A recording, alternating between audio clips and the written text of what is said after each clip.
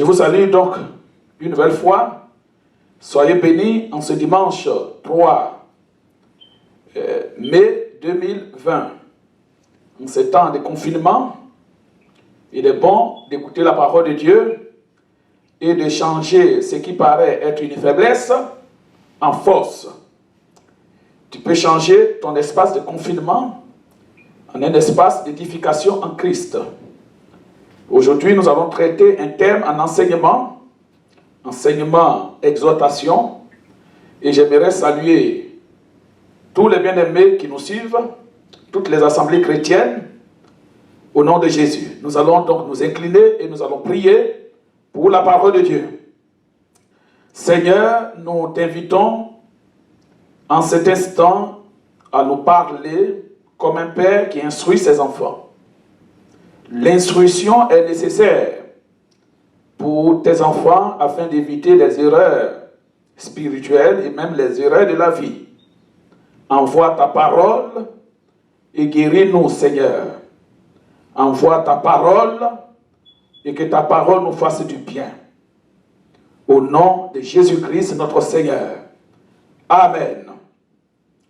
Nous allons parler aujourd'hui dans 2 Rois, chapitre 4, le verset 38 au verset 41. Et le thème, c'est la mort dans le pot et la vie par Jésus-Christ. Donc, la mort dans le pot et la vie par Jésus-Christ. 2 Rois 4, verset 38 au verset 41. Je lis la parole de Dieu. Élisée revint à Gilgal. Et il y avait une famine dans le pays.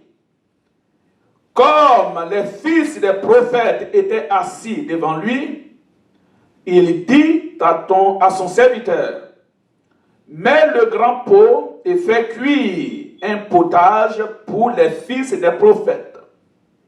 L'un d'eux, c'est-à-dire l'un des fils des prophètes, sortit dans les champs pour cueillir des herbes.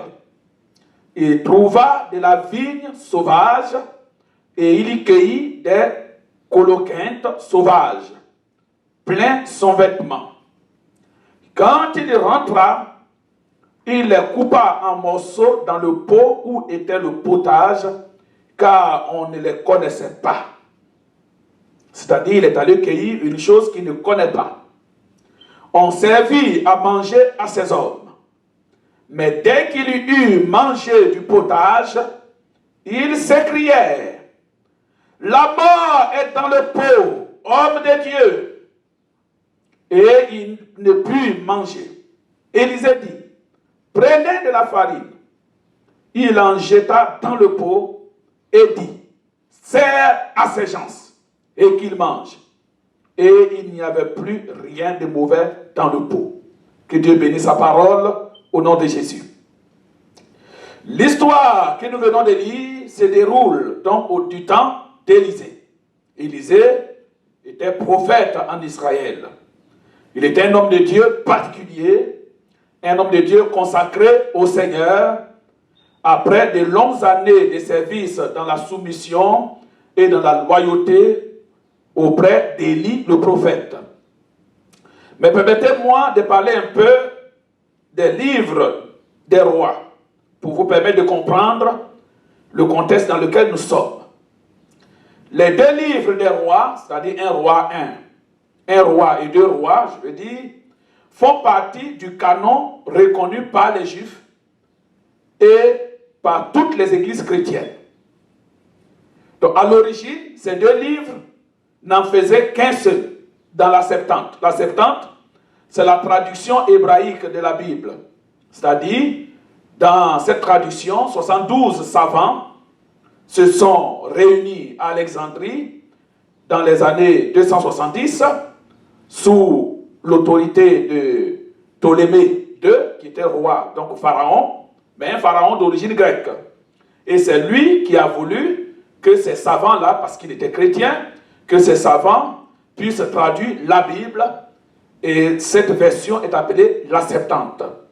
Donc, dans cette version, la Septante, un roi et ces deux rois étaient donc appelés règne. Donc on parlait du règne. Ces livres-là étaient appelés le livre des règnes. Règne 3 et règne 4. Et ne faisaient qu'un seul livre. Ensuite, les livres de Samuel étaient appelés donc règne 1 et règne 2.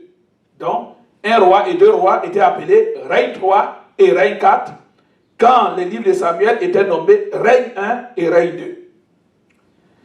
Les livres des rois sont riches en enseignements, car ils racontent aussi l'histoire d'Israël, de la fin du règne de David à la chute du royaume d'Israël et celui de Juda en 586 avant Jésus-Christ.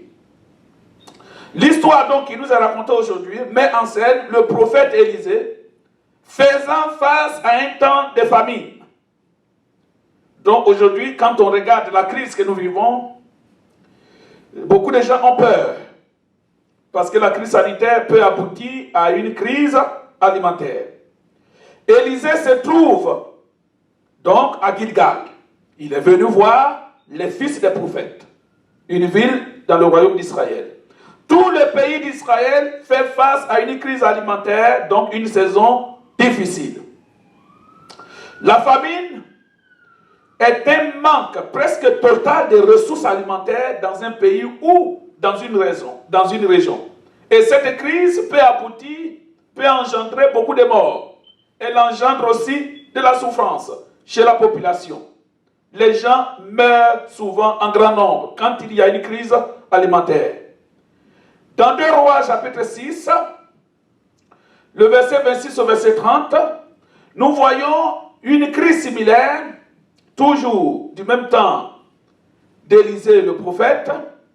À partir du verset 26, le roi donc d'Israël, qui était sur sa muraille, est interpellé par une femme. Et voilà ce que la Bible dit. Et comme le roi passait sur la muraille, une femme lui cria, « Sauve-moi, ô roi, mon Seigneur !» Et le roi répondit, « Si l'Éternel ne te sauve pas, avec quoi te sauverai-je? Avec le produit de l'air ou du pressoir ?» Et le roi lui dit, « Qu'as-tu » Elle répondit, écoutez bien ce que cette femme dit, dans ce temps de crise. Cette femme-là répondit au roi, « Voici, roi, cette femme m'a dit, donne ton fils, nous le mangerons aujourd'hui. » Donc, il y avait une telle crise alimentaire que ces femmes ont fait une tontine de manger leurs propres enfants. C'est quelque chose de terrible. Cette femme m'a dit, donne ton fils, nous le mangerons aujourd'hui. Et demain, nous mangerons mon fils. Nous avons fait cuire mon fils et nous l'avons mangé. Et le jour suivant, je lui ai dit, donne ton fils et nous le mangerons. Mais elle a caché son fils. Lorsque le roi entendit les paroles de cette femme, il déchira ses vêtements en passant sur la muraille et le peuple vit qu'il avait en dedans un sac sur son corps. Donc la crise alimentaire a fait naître des comportements bizarres. Quand il y a une crise, les comportements des hommes deviennent bizarres. Cette femme, avec son ami, ont mangé leur fils, tellement qu'il y avait la famine. Et maintenant, c'est le tour de manger le deuxième enfant, c'est-à-dire l'enfant de l'autre.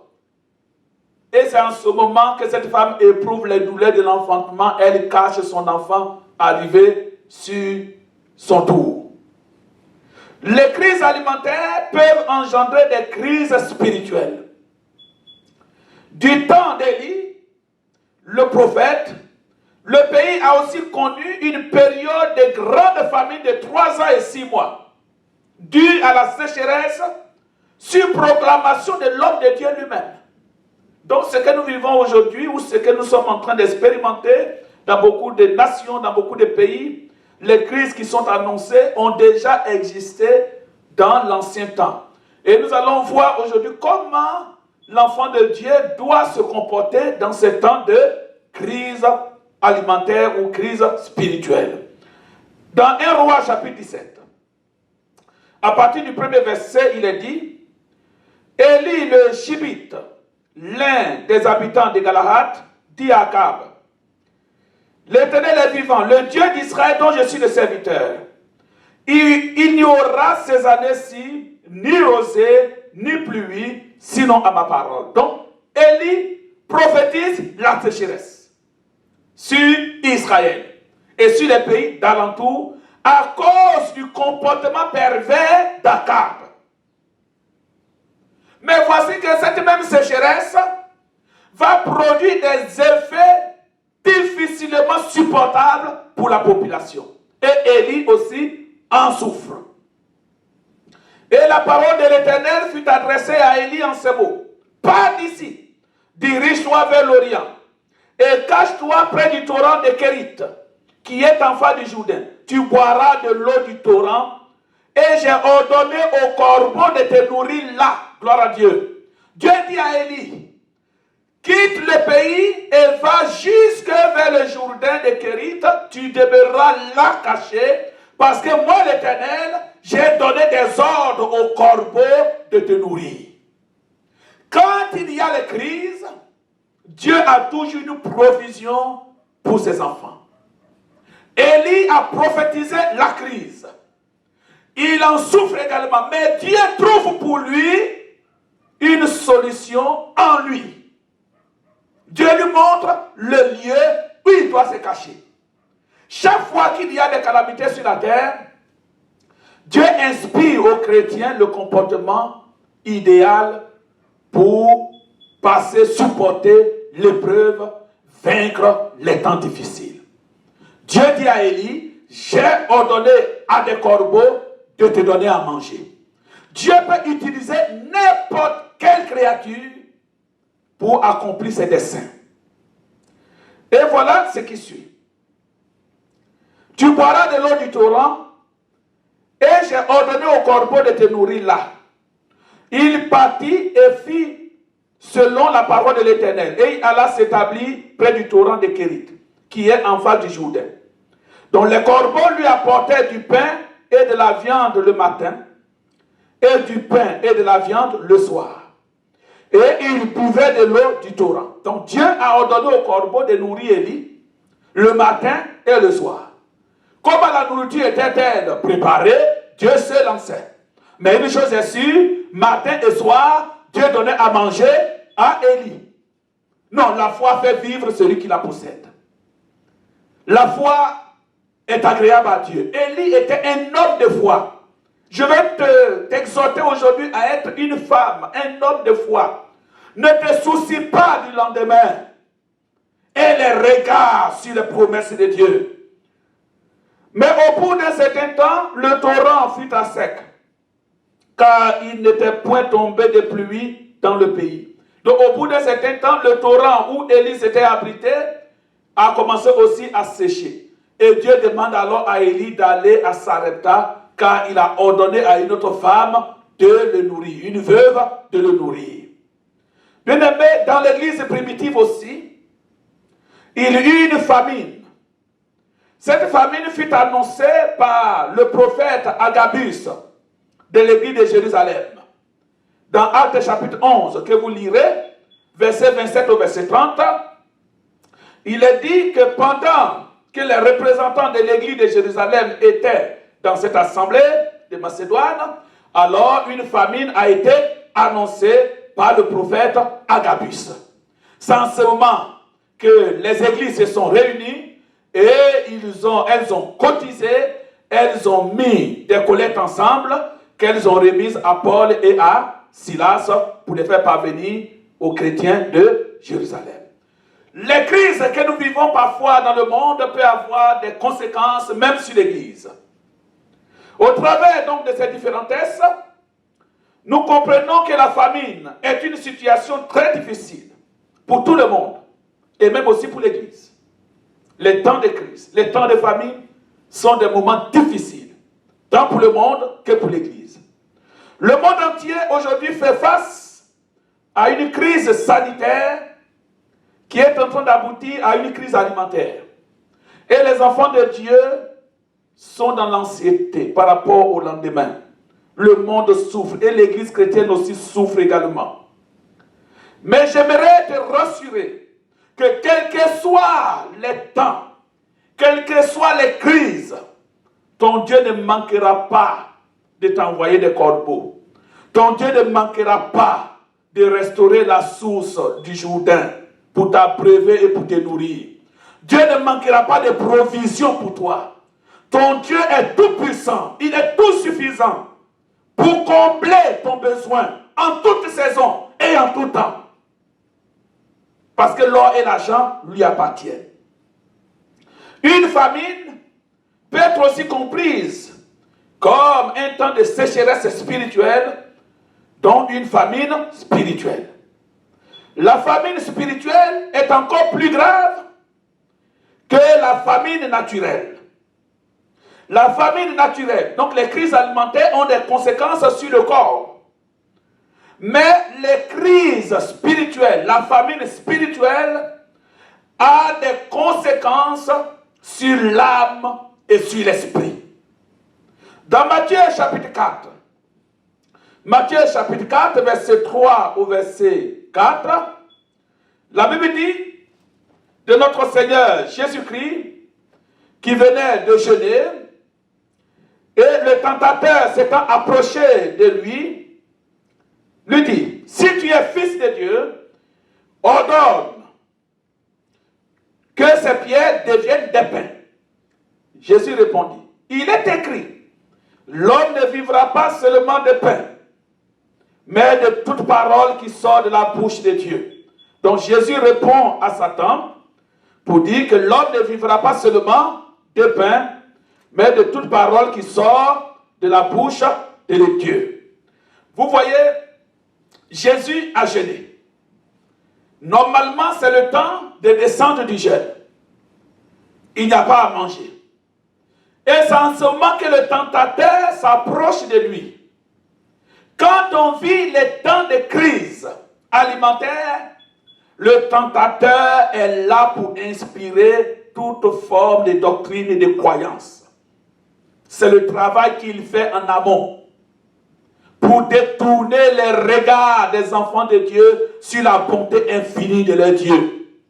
Or, notre Dieu est pourvoyeur.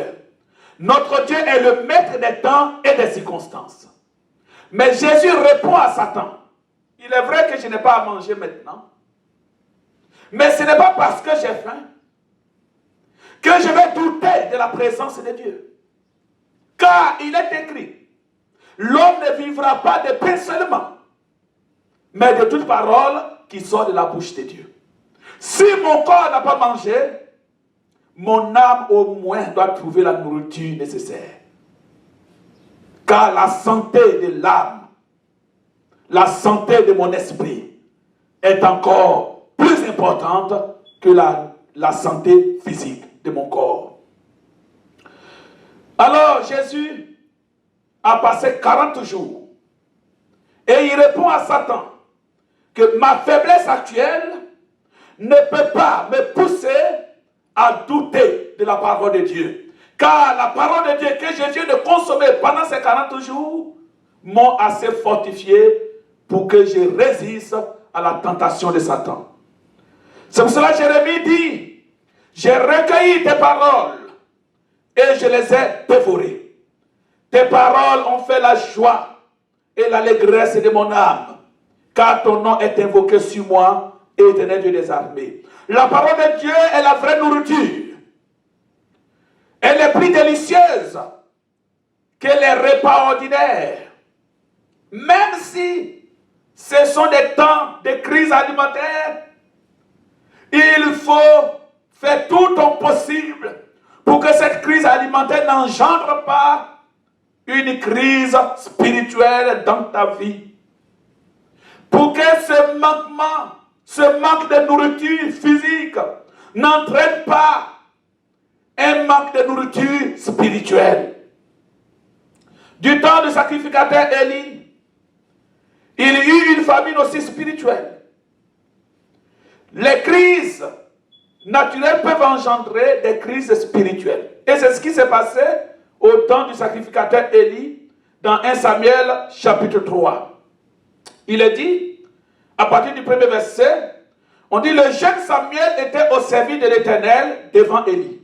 Donc Élie, sacrificateur de Dieu avancé en âge, les enfants ne suivant pas les commandements de Dieu, le vieux est obligé de se contenter du jeune Samuel qui avait moins de 5 ans.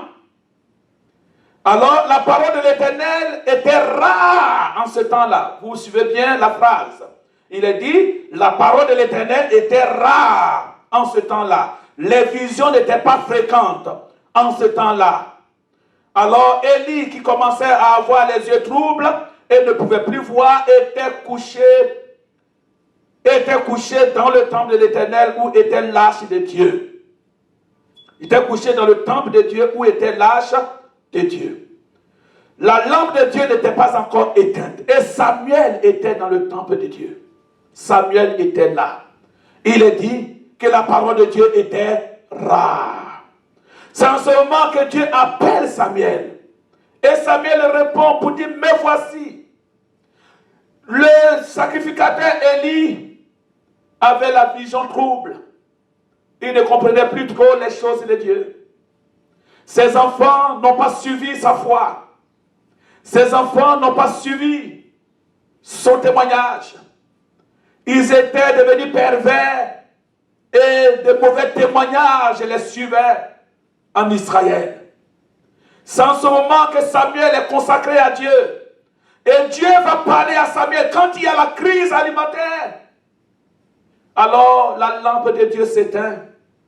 Mais à cause de Samuel, il y avait une toute petite lumière dans le temple. Israël était en crise. Une crise spirituelle. Une famine spirituelle. La parole de Dieu était rare. De nos jours également, la parole de Dieu est devenue rare. Le peuple a soif. Le monde entier a faim de la vraie nourriture. Car la nourriture que nous mangeons ne nourrit pas l'âme. Nous le mangeons aujourd'hui et demain nous avons toujours faim. Mais la nourriture spirituelle qui est la parole de Dieu, quand tu la reçois, elle te donne la vie, elle te fortifie, elle te donne des armes pour résister à Satan et pour vaincre dans le combat spirituel. Dans 2 Timothée 4, verset 1 au verset 5, la Bible nous dit, dans ces temps-là de crise dans lesquels nous sommes aujourd'hui, il dit, je t'en conjure devant Dieu et devant Jésus-Christ qui doit juger les vivants et les morts, et au nom de son avènement et de son royaume, il dit à Timothée, son fils, malgré ces temps de crise dans lesquels nous sommes aujourd'hui, prêche la parole, c'est-à-dire annonce la parole de Dieu. N'oublie pas de donner la vraie nourriture aux hommes, quel que soit le prix à payer. Insiste en toute occasion favorable ou non. Reprends, censure, exhorte avec toute douceur et en excusant. Car il arrivera un temps, et ce sont ces temps-là que nous vivons, où les hommes ne supporteront pas la saine doctrine. On n'a pas de la doctrine sainte, on dit saine. C'est-à-dire la doctrine convenable, la doctrine nécessaire, la doctrine qu'il faut. Ils ne vont plus supporter la doctrine saine, la doctrine normale, la doctrine qui est appropriée pour nous les humains. Les hommes ne vont plus la supporter. Alors qu'est-ce qu'ils vont faire? Mais ayant la démangeaison d'entendre des choses agréables, dont ils vont vouloir manger des nourritures qui ne sont pas agréables, qui ne sont pas riches pour leur évolution, pour leur croissance spirituelle. Ils se donneront une foule de docteurs, selon leur propre désir. Détourneront l'oreille de la vérité et se tourneront vers les fables. Mais il dit à Timothée, mais toi, sois sobre en toutes choses. Paul donne son testament à son fils Timothée. Il est vers la fin de sa course. Il dit, il arrivera un temps, dans les temps derniers, le monde entier sera en crise. L'Église sera aussi en crise. Car les enfants de Dieu ne vont pas aimer la saine doctrine. Beaucoup ne vont pas aimer la parole de Dieu. Ils vont aimer les fables et les généalogies sans fin. Mais il dit, toi, sois sobre. Toi qui écoutes cette parole aujourd'hui, sois sobre. C'est-à-dire, sois simple en toutes choses. Ne sois pas compliqué. Mange la nourriture que Dieu te donne. Prends la parole telle que Dieu te l'annonce. Laisse-toi juger par la parole de Dieu. Elle est la nourriture convenable. Elle est la nourriture du temps. Elle est la nourriture que Dieu te donne pour te guérir. Supporte les souffrances. Il n'a pas dit fuis les souffrances, il dit supporte. Bien aimé, ce serait impossible. Ce serait impossible dans ces temps derniers que tu sois chrétien et que tu ne souffres pas. Si je prêche un tel évangile, je suis en train de te mentir. Dans ces temps derniers, dans ces temps de crise, crise morale, crise spirituelle, tu vas souffrir parce que tu es enfant de Dieu. Il dit supporte les souffrances. Quelle que soit la nature de la souffrance, il faut la supporter. Fais l'œuvre d'un évangéliste. Remplis bien ton ministère. Remplis pleinement ton ministère d'évangéliste dans ces temps derniers de crise alimentaire où les enfants de Dieu ne supportent plus la parole de Dieu, mais ils veulent entendre des choses qui plaisent à l'oreille. Il dit, mais toi, sois sobre, prêche la parole, donne la vraie nourriture au peuple. La nourriture, la parole de Dieu qui guérit, la parole de Dieu qui donne la vie, la parole de Dieu qui nourrit l'âme, le corps et l'esprit. Parce que si tu reçois la vraie parole de Dieu, elle a même un impact positif sur ton corps. Alors les fils des prophètes,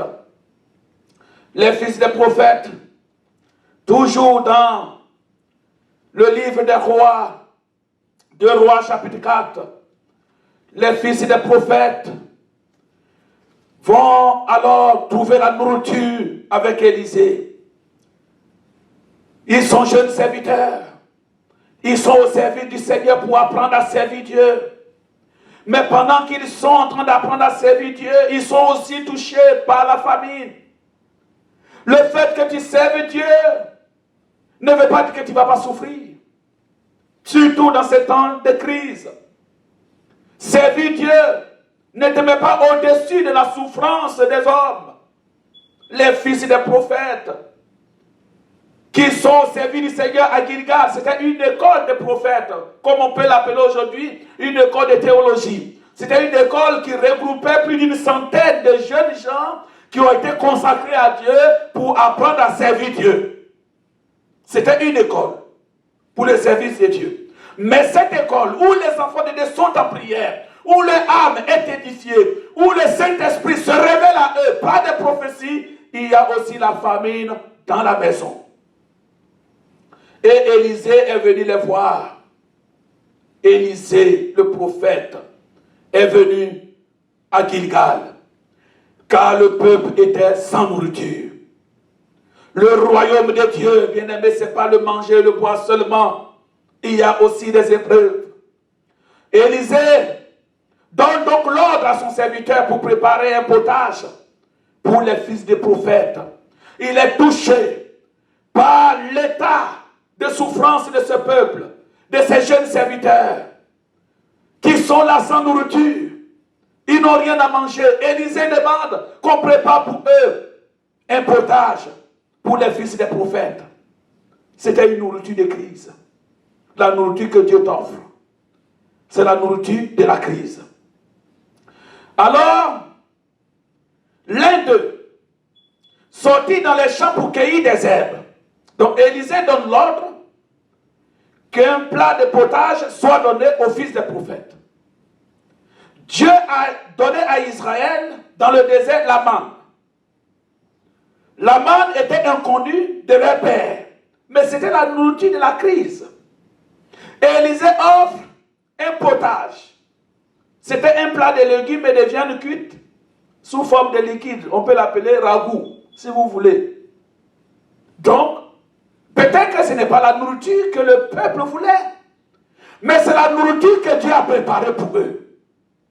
Dans ces temps de crise, nourris-toi de la vraie parole de Dieu. Il ne faut pas trier la parole de Dieu.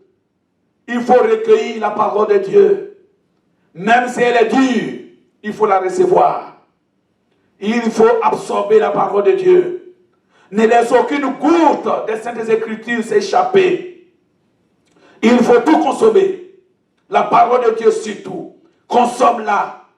Laisse-la te juger. Alors Élisée demande qu'un plat de potage soit donné au fils des prophètes. Et dans un grand pot qui était sous forme de marmite, donc qui symbolise l'église. Elle symbolise la cité dans laquelle tu dois manger. Donc le lieu de ta bénédiction, le lieu de ta restauration. Donc c'est l'église. Mais voici qu'au verset 39, quelque chose va se passer. L'un d'eux, c'est-à-dire l'un des fils des prophètes, sortit dans les champs pour cueillir des herbes. Il trouva de la vigne sauvage et il cueillit des coloquintes sauvages plein son vêtement. Quand il rentra, il les coupa en morceaux dans le pot où était le potage, car on ne les connaissait pas. Donc, il y a un des prophètes, un des jeunes prophètes, qui sortit pour chercher des compléments de nourriture. Certainement, à l'analyse, certainement qu'il trouvait que le repas qu'Élisée a ordonné de préparer pour leur donner n'était pas assez riche, comme ce fut souvent le cas d'Israël, dans Nombre chapitre 11, verset 4 au verset 6, que vous lirez chez vous, au verset 19 et le verset 23, où Israël, à force de manger la manne, s'est révolté contre Moïse, pour dire, n'y a-t-il pas de la viande à manger? Vous ne nous donnez seulement que la manne, nous sommes fatigués de cette manne, nous voulons la viande. Moïse était agacé. Oh, les enfants de Dieu, parfois, ils ne savent pas se contenter de ce que Dieu leur donne. Ils ne savent pas apprécier ce que Dieu leur donne. On a toujours des choses à reprocher à Dieu.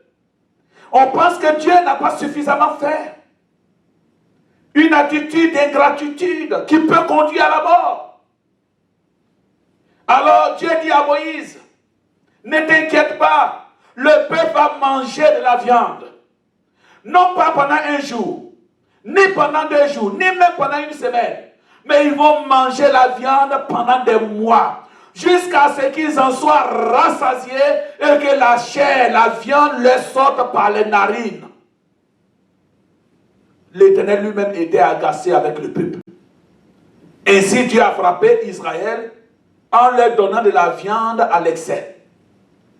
Parce qu'ils n'ont pas pu se contenter de la manne. Ce serviteur ne s'est pas contenté du potage que l'homme de Dieu a ordonné de préparer pour leur donner. Il est allé chercher des compléments.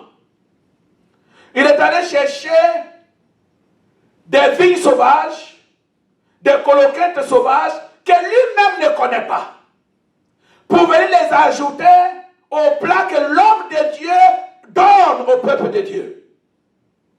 Il voulait certainement bien faire. Je crois en ses bonnes intentions.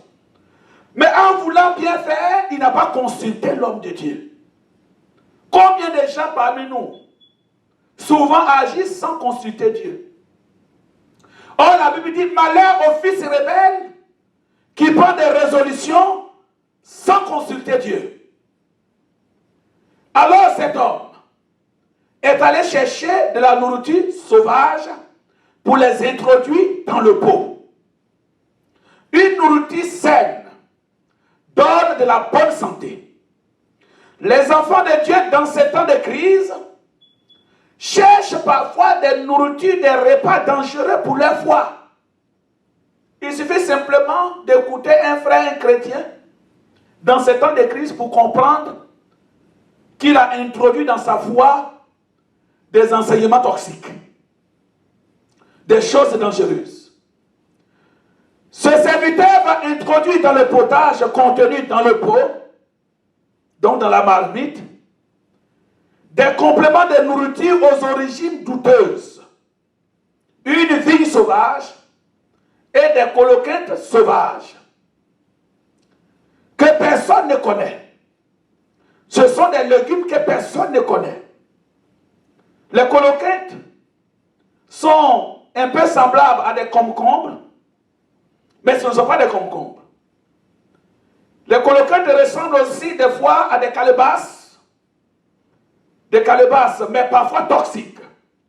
Et c'est ce qu'il est venu introduire dans le pot. Il les a introduits dans le potage pour enrichir son repas. L'évangile que Dieu nous donne dans les temps de crise, on n'a pas besoin de les enrichir.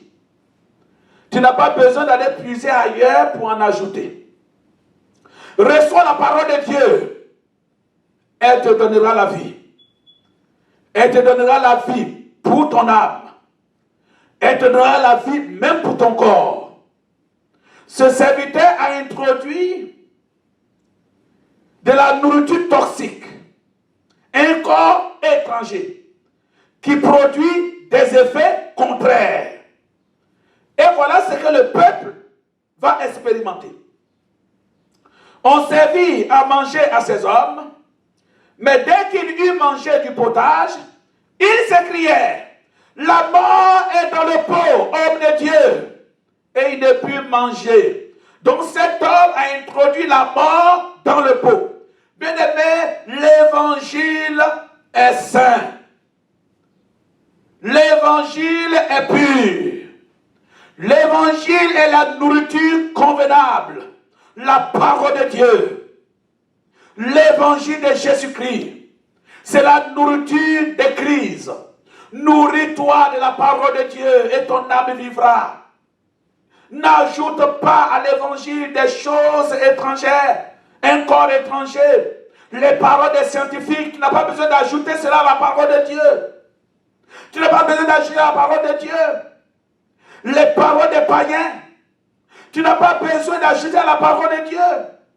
Des choses, des bons sens du monde. La parole de Dieu se suffit à elle-même. Elle est une nourriture complète. Alors, cet homme, cet autre serviteur, a ajouté des légumes aux origines douteuses dans le pot, dans le potage que l'homme de Dieu a donné au fils des prophètes. Si tu manges des vignes et des coloquintes sauvages, tu peux en mourir. Si tu reçois une parole qui n'est pas la parole de Dieu, tu peux en mourir en ces temps de crise. Les enfants de Dieu veulent se nourrir à tout prix. On va puiser partout.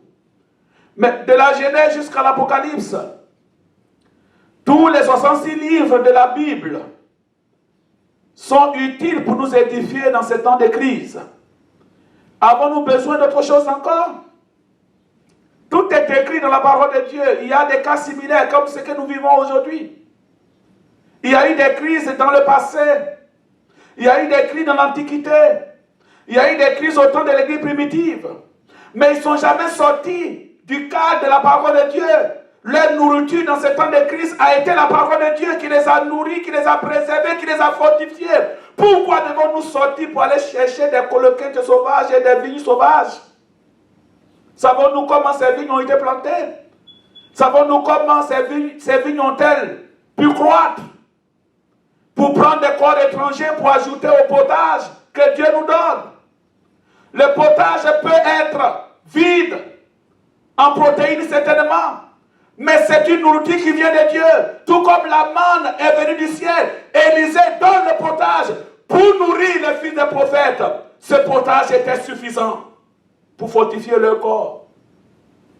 Mais nous estimons que la parole de Dieu n'est pas assez riche pour nous fortifier dans ces temps de crise. Alors nous partons chercher des coloquintes et des vignes sauvages. Il faut t'en méfier. Les coloquintes tuent.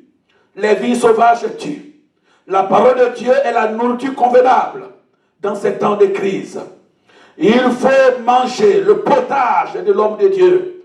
Tu en mangeras, même si ça n'a pas un meilleur goût sur ton palais. Mais l'effet que cela va produire dans ton corps sera bénéfique pour ton âme. Alors l'homme de Dieu qui a entendu donc le peuple qui crie, la mort est dans le pot, homme de Dieu. Oui, quelqu'un a introduit la mort dans le pot. Un serviteur zélé, ignorant, a introduit la mort dans le pot. Un homme qui a peu de bon sens spirituel a introduit la mort dans le pot. Un ouvrier du Seigneur qui ne sait pas distinguer les temps a introduit des coloquintes dans le pot. Ce sont des coloquintes toxiques pour détruire la foi des chrétiens. La parole qui vient de dehors détruit la foi des chrétiens. Ce sont des coloquintes sauvages. La mort est dans le pot. L'évangile nous suffit. La parole de Dieu nous suffit. Les coloquintes sauvages et les vignes sauvages peuvent ressembler aussi à des paroles religieuses qui nous amènent à renier certaines parties de cette écriture, qui nous amènent à nous autodéterminer par rapport à Dieu, qui nous amènent à considérer même la vie et la consécration des apôtres comme étant une erreur, et que nous pouvons mieux faire que cela. Ce sont des coloquintes sauvages qui peuvent détruire la foi. C'est pour cela aujourd'hui je veux t'exhorter à manger le potage d'Élysée sans rien ajouter, sans rien retrancher. C'est la nourriture convenable pour la crise. Mange ce potage que l'homme de Dieu a ordonné de préparer pour toi. Il te donnera de l'embonpoint. Il te donnera des ressources spirituelles. Il te donnera des ressources physiques. La parole de Dieu est une puissance pour te sauver. La parole de Dieu sans mélange est une puissance pour te libérer des chaînes de l'esclavage de Satan. Au nom de Jésus-Christ. Si tu manges des vignes de coloquintes sauvages, tu peux en mourir. Alors, le Seigneur Jésus-Christ est le pain de vie. Il est celui qui nous apporte cette délivrance maintenant par l'action prophétique d'Élisée. Il ne put manger. Élisée dit, prenez de la farine. Et il en jeta dans le pot et dit, sers à ces gens et qu'ils en mangent. Et il n'y avait plus rien de mauvais dans le pot. Oui, il y avait la mort dans le pot. Mais l'action prophétique d'Élisée nous montre combien la présence de Jésus apporte la vie. Élisée demande qu'on jette la farine dans le pot où les coloquintes et les vignes sauvages avaient été ajoutées au potage. L'antidote pour détruire la mort dans le pot, c'était la farine. La farine est la matière première pour préparer le pain. Et qui est le pain de vie? Jésus-Christ est le pain de vie. Dans Jean chapitre 6, verset 35, il est dit que je suis le pain de vie, le pain qui descend du ciel. Si vous mangez de ce pain, vous aurez la vie. Alléluia. Si nous mangeons de ce pain, nous aurons la vie. Là où il y avait la mort, Jésus met la vie maintenant par l'action prophétique d'Élisée. Les coloquintes et les vignes sauvages ont apporté la mort, mais Jésus-Christ apporte la vie. Là où il y a la mort, Jésus apporte la grâce. Là où il y a la mort. Dans Marc 16, verset 17 au verset 18, il est dit, voici les miracles qui accompagneront ceux qui auront cru. Ils saisiront des serpents. Nous saisirons des serpents, nous, qui mangeons dans ce pot, qui mangeons ce potage, auquel on a ajouté des coloquintes et des vignes sauvages, et qui jadis avons crié mort, mort dans le pot. Maintenant, le pain de vie que nous avons reçu nous dit maintenant que nous avons la vie. Et au nom de Jésus-Christ que nous avons reçu, parce qu'il est le pain de vie, nous marcherons sur les serpents. Nous saisirons les serpents. Nous marcherons sur les scorpions. Et même si nous buvons quelques breuvages mortels, il ne nous sera fait aucun mal. Bien-aimé, même si tu bois quelques breuvages mortels, il ne te sera fait aucun mal. Ne crains rien. Ne crains rien. Jésus est le pain de vie. Jésus te donne la vie. Dans ces temps de famine, famine physique, mais aussi famine spirituelle. Car le monde entier ne vit pas seulement une crise alimentaire, mais c'est aussi une crise spirituelle. Une crise spirituelle parce que la lampe de Dieu est presque éteinte. Parce que la vraie parole de Dieu est devenue rare. Alors, parce que notre serviteur scellé, l'ouvrier de l'ennemi, pendant que nous dormions, cet ouvrier scellé a ajouté au potage que Dieu nous donne, le vrai potage de vie, il y a ajouté des coloquettes et des vignes sauvages. Et il y avait la mort dans le pot. La mort était dans le pot. Maintenant, il y a la vie dans le pot. Parce que l'antidote, c'est Jésus-Christ de Nazareth. Il est le pain de vie. Par son sang, nous avons été délivrés de la malédiction de la mort. Même si tu bois quelques breuvages mortels, il ne te sera fait aucun mal. Alors, je vais t'exhorter en ce jour à trouver ressources dans la parole de Dieu. À ne pas sortir de la Bible. À ne pas recevoir des coloquettes et des vignes sauvages. Les vignes sauvages sont les paroles des religions qui n'ont rien à voir avec la Bible. C'est vrai, il parle de la vigne. Jésus est le cep. Nous sommes des sarments, le Père est le vigneron. Mais les vignes sauvages, Dieu n'en est pas propriétaire. Ce sont des vignes qui n'ont pas d'histoire. Ce sont des vignes, on ne sait pas comment. Qui les entretient, on ne sait pas. Ne prends pas les paroles des religieux. Ne prends pas les paroles des grands savants de ce monde pour les ajouter au potage que Dieu te donne dans ces temps de crise. La parole de Dieu doit rester sainte. La parole de Dieu doit rester authentique. C'est dans elle que tu trouveras la vie. C'est en elle que tu trouveras la lumière pour éclairer les ténèbres d'aujourd'hui qui sont en train de couvrir la terre. Chasse les coloquettes. Il faut chasser, il faut renvoyer, révoquer, t'opposer aux vignes sauvages. Tu n'en as pas besoin. Et si ces vignes et ces coloquettes sauvages ont été déjà introduits dans ton potage, alors Jésus est le pain de vie. C'est l'antidote. Aujourd'hui, tu reçois la vie. Et la vie en abondance. Ne crains pas la crise, car tu ne mourras pas de faim. Redoute seulement la crise spirituelle. La crise alimentaire spirituelle. La parole de Dieu, qu'elle ne soit pas diluée. Et ton âme ne mourra pas de faim. Dieu ordonnera des corbeaux, même pour te nourrir. Dieu ordonnera des Jourdains de jaillir là où tu es. Et ton âme sera abreuvée. Ton corps sera nourri. Que Dieu te bénisse. Que cette parole soit scellée dans ta vie. Et que la grâce de Dieu soit ta force en ces temps de crise. Que tu ne manques de rien. Que les coloquettes sauvages et les vignes sauvages soient maintenant purifiées par la farine qui est le symbole du pain de vie qui est Jésus-Christ. Que Dieu te bénisse au nom de Jésus. Amen.